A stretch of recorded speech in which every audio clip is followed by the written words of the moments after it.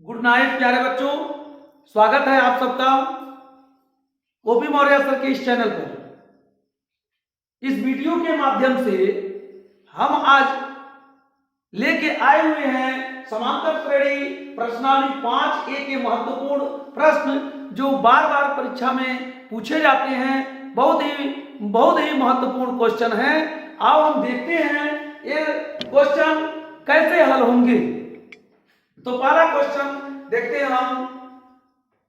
यदि समांतर श्रेणी के तीन क्रमागत पद 4/5 x और 2 है तो x का मान ज्ञात कीजिए। इस तरह का सवाल लगाने के लिए हम सबसे पहले इसको लिखते हैं। पद बराबर दिया हुआ है 4/5 x तथा 2। तो हम a1 बराबर हो जाएगा 4/5। पहला पद 4/5 होगा, दूसरा पद a2 बराबर होगा x और a3 बराबर होगा 2। ये समांतर श्रेणी के पद हैं, अतः इसके सर्वांतर जो होते हैं वो बराबर होते हैं। तो हम सर्वांतर निकालते हैं कैसे? a2 में से a1 घटा देते हैं और a3 में से a2 घटा देते हैं, दोनों बराबर होता है। तो हम इस शर्त के अनुसार लिख सकते हैं a2 माइनस a1 बराबर a3 माइनस a2। अब इसी में हम मान रख देंगे और x का मान आ जाएगा। a2 का मान क्या है? x माइनस a1 का मान क्या है? 4/5 बराबर a3 का मान 2 ऋण a2 का मान x। अब 5 का x में गुणा होगा, 5x ऋण 4/5 बराबर 2 ऋण x/1 करते हैं। यहां OR। अब देखो ये जो है तिर्यक गुणा कर देंगे, 5 का गुणा इसमें 1 का गुणा इसमें। OR 5x ऋण 4, 1 का गुणा इसमें हुआ 5x ऋण 4 बराबर 5 का गुणा इसमें होगा 5 गुना 10 ऋण 5x का गुणा हुआ तो 5x। अथवा या OR लिखते हैं, इस 5x के साथ इस 5x को लाएंगे तो माइनस से इधर आएगा तो प्लस हो जाएगा 5x बराबर 10 है इधर। अब ये ऋण 4 उधर जाएगा तो प्लस हो जाएगा। अब लिखेंगे OR। अब 5 पर 10x बराबर 14, x बराबर 14/10। अब 2 से काट दें, 2 7 14, 2 5 10, x बराबर 7/5। ये आंसर हो जाएगा। इस तरह का सवाल इसी तरह से लगाएंगे। यदि समांतर श्रेणी के तीन क्रमागत, समांतर श्रेणी जो कहेगा तुरंत उसके जो सर्वांतर होते हैं वो बराबर होंगे, d जो होगा बराबर होगा। यह भी आपका d है, यह भी d है और यह भी d है, ये d बराबर होगा। तो आपका जो है a2 माइनस a1 और a3 माइनस a2 इसी में मान रखेंगे और आ जाएगा आपका x का मान। ये तो पहला क्वेश्चन हुआ, इस तरह से लगाएंगे। दूसरा क्वेश्चन हम लोग देखते हैं। दूसरा क्वेश्चन क्या है, वह क्या कह रहा है, जरा उसको देखते हैं हम लोग। k के किस मान के लिए ये जो है पद दिए हुए हैं, एक समांतर श्रेणी के तीन क्रमागत पद हैं, किस मान के लिए हैं? तो ये समांतर श्रेणी है, अतः यह भी उपरोक्त वाले सवाल की तरह है। इसमें भी हम पद को लिखेंगे और सर्वांतर बराबर कर देंगे, आ जाएगा। जैसे देखो k के किस मान के लिए, k का मान पूछ रहा है, k बराबर क्वेश्चन मार्क। तो k का पद दिया हुआ है, पद बराबर दिया हुआ है k + 9, 2k - 1 और 2k + 7, 2k + 7 दिया है।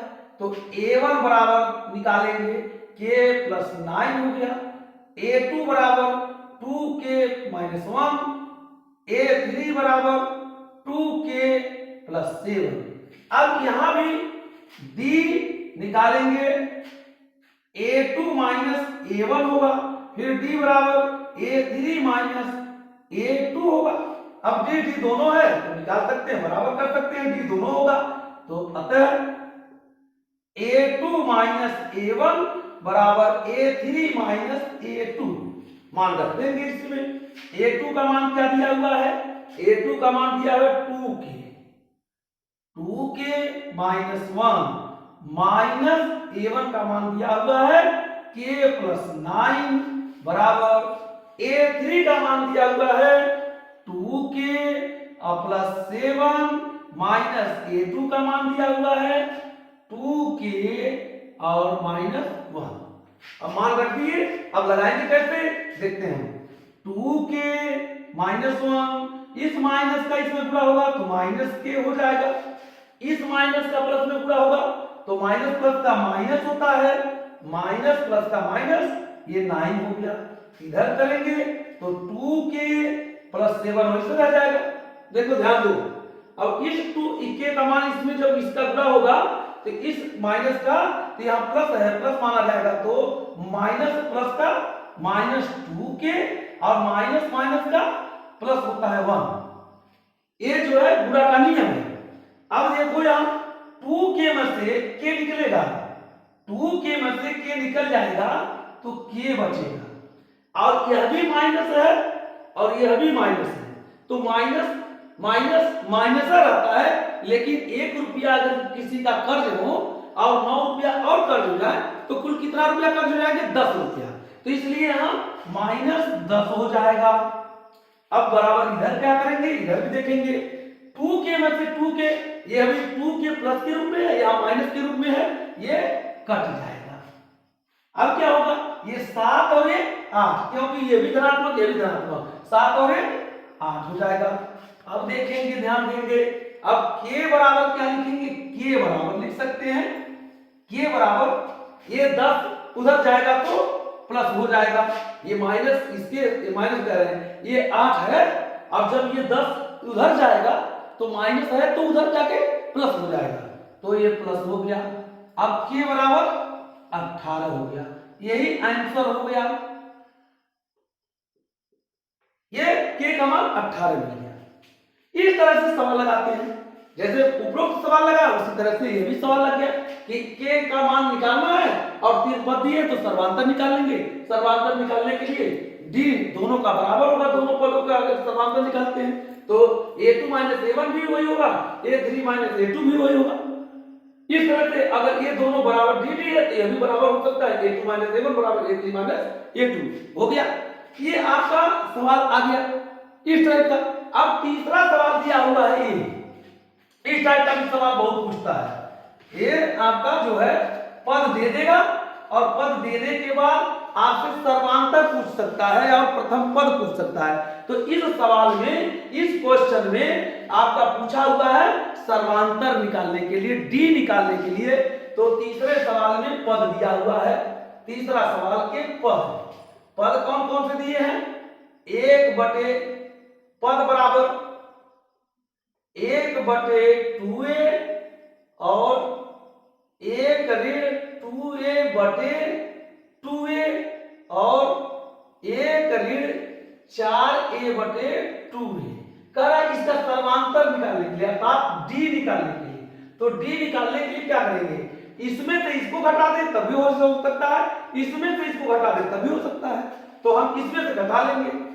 1 ऋण 2a बटे 2a माइनस 1 बटे 2a, दोनों का लघुत्तम 2a होगा, और 2a से 2a कट गया, 1 माइनस 2a, और फिर इसका यहाँ माइनस ये है, इसका लघुत्तम का इससे भाग देते हैं तो 2a से 2a कट जाएगा, तो 1 बचेगा, 1 का गुणा 1 में। अब यहाँ ये माइनस के रूप में है, प्लस के रूप में है, कट गया। अब माइनस 2a बटे 2a ये कट गया आपका, -1 आ गया, क्योंकि यहाँ भी एक छिपा है, यहाँ भी एक छिपा है, तो ऋण 1 बटे ऋण 1, ये ऋण 1 बटे 1 बराबर ऋण 1 होगा, यही आंसर हो जाएगा। ये सर्वांतर d बराबर ऋण 1, d बराबर आपका ऋण 1 होगा, d बराबर क्या होगा, ऋण 1 होगा। इस टाइप का सवाल आएगा तो इस तरह से लगा लीजिएगा। बहुत ही इंपॉर्टेंट सवाल है, बहुत ही महत्वपूर्ण क्वेश्चन है, ये बार बार जो है परीक्षा में पूछे जाते हैं, इससे हट के कोई क्वेश्चन नहीं पूछा जाएगा। इसके पहले वाले वीडियो में हम जिस तरह का सवाल आता है उस टाइप के सवाल को हम एक एक करके बता दिए थे। इसमें महत्वपूर्ण जो क्वेश्चन है उन क्वेश्चनों को भी हम आज बता दे रहे हैं। आज ये अध्याय पूर्ण रूप से खत्म हो जाएगा। इसके बाद अन्य तरह के कोई सवाल नहीं पूछे जाएंगे। अगले अध्याय को हम अगले वीडियो में अच्छे ढंग से फिर पढ़ाएंगे, उसको देखिएगा। अब चौथा क्वेश्चन देखें हम लोग। चौथा क्वेश्चन क्या कह रहा है? चौथा क्वेश्चन कह रहा है, फिर जो है ये भी उसी टाइप का सवाल है लेकिन अलग है, इसको भी देख लें। ये 3 क्रमागत संख्याएं दिए हुए हैं जो समांतर श्रेणी में है, के का मान ज्ञात करना है। तो इसके लिए भी पद पहले लिख लेंगे। पद बराबर दिया है k + 2 4k - 6 तथा 3k - 2। ये जो है सवाल दिया हुआ है। आपके सवाल जो है आपका क्वेश्चन है किताब से जो है, आप इसको देख लीजिए। अब a1 बराबर दिया है k + 2, a2 बराबर दिया है 4k - 6, a3 बराबर दिया है 3k - 2 दिया है। अब इसके लिए भी जब समांतर श्रेणी में पद हैं तो इनके सर्वांतर समान होंगे। तो सर्वांतर हम कैसे निकालेंगे? इसमें से इसको निकालेंगे, अर्थात a2 - a1 बराबर a3 - a2। ये समान होंगे, ये भी सर्वांतर है, ये भी सर्वांतर है। इसको जो है बराबर है तो ये भी बराबर हो सकता है। अब a2 का मान कितना दिया हुआ है देख लेंगे। a2 का मान 4k - 6 माइनस a1 का मान कितना दिया हुआ है k + 2 बराबर a3 का मान दिया हुआ है 3k - 2 माइनस कोष्टक में लगाएंगे, क्यों कि पद के साथ 2 है। अब देखो 4k, ये a2 निकालेंगे तो 4k और 6 ये आपका है। ये जो है a2 का मान, a2 में से a1 को घटा देंगे, a3 में से a2 को घटा देंगे, k का मान आ जाएगा। अब 4k - 6, इस माइनस का इसमें दोनों गुणा होगा तो इसके चिन्ह बदल जाएंगे। इस माइनस का गुणा इसमें होगा तो माइनस के हो जाएगा, क्योंकि इसके पहले प्लस माना जाएगा। तो माइनस और प्लस का माइनस होता है, और इस माइनस का इस प्लस में होगा तो फिर -2 हो जाएगा। अब ध्यान दीजिए इधर आए, अब 3k - 2, इस माइनस का गुणा होगा तो इधर प्लस है तो यहां माइनस, प्लस माइनस का माइनस 4k, और इस माइनस का इस माइनस में गुणा होगा तो माइनस माइनस का गुणा प्लस होता है, इसलिए यहां धन हो जाएगा 6। अब ध्यान दें, k को एक साथ कर लें, को एक साथ कर लें। जैसे 4k में से 1k निकल जाएगा तो 3k बचेगा, 4k में से 1k निकल गया तो 3k बचा। अब ध्यान दीजिए ये 6 है, ये 6 ये भी माइनस के रूप में, ये भी माइनस के रूप में है, तो माइनस के साथ 6 और 2 8 हो जाएगा, बराबर ये 3k में से 4k निकलेगा तो ये ज्यादा है तो इसमें से इसको निकाल देंगे, लेकिन k बचेगा, लेकिन इसी का चिन्ह लिखा जाएगा तो ऋण k होगा। और ये 6 ज्यादा है और 2 कम है, 6 में से 2 निकल गया तो बचा, 6 में से 2 निकल गया तो कितना बचा? धन 4 बचा। अब इस k को इधर उठा लाएंगे, 3k और धन k हो जाएगा, क्योंकि इधर वाला आएगा तो इधर प्लस के रूप में हो जाएगा, और ये 4 और ये ऋणात्मक वाला जाएगा इधर तो 8 प्लस के रूप में हो जाएगा। ये ऋणात्मक वाला इधर जाके प्लस में हो जाएगा, धनात्मक हो जाएगा, और इधर वाला माइनस वाला ऋणात्मक वाला इधर आएगा तो ये प्लस के रूप में हो जाएगा। अब 4k हो गया बराबर 4 और 8 12 हो गया। अब k बराबर 12/4, अब 4 3 12, अब k बराबर कितना आ गया? k बराबर आ गया 3। यही आंसर है, यही आंसर है। अगर हम इसको जानना चाहें कि ये सवाल सही है, क्वेश्चन सही है, उत्तर सही आया है कि नहीं आया है, तो इसके लिए हम इसी में मान रख दें, एक श्रेणी बनेगी और श्रेणी का सर्वांतर निकाल लेंगे। अगर ये सही आता है सर्वांतर तो सही है, नहीं तो नहीं है। इसको देख ले, हम जांच कर लें। k प्लस 2 4k माइनस 6 और 3k माइनस 2। अब k का मान रखें, k का मान 3 आया है तो 3 धन 2। अब 4 गुणे 3 ऋण 6, 3 गुणे 3 ऋण 2। अब देखते हैं 3 2 5 और 4 3 12, 12 में से 6 जा तो 6 और 3 3 का 9, 9 में से 2 जा तो 7। अब देखते हैं हम 6 में से 5 जा 1, 7 में से 6 जा 1। यहां से 6 ऋण 1 कर दें अब बराबर 7 ऋण 6 कर दें तो यहां 6 ऋण 5 कर दें तो 6 में से 5 जा 1, 7 में से 6 जा 1 बराबर आ रहा है। अतः यह सवाल सही है, ये इसका उत्तर सही है, ये समांतर श्रेणी के पद हैं। ठीक है, इस तरह के सवाल जो भी हैं इस तरह के आएंगे, बहुत इंपॉर्टेंट है। बहुत बहुत धन्यवाद आप लोगों को। देखिए आप लोग समझ में आ गए तो ठीक है, लाइक करिए, सब्सक्राइब करिए। धन्यवाद।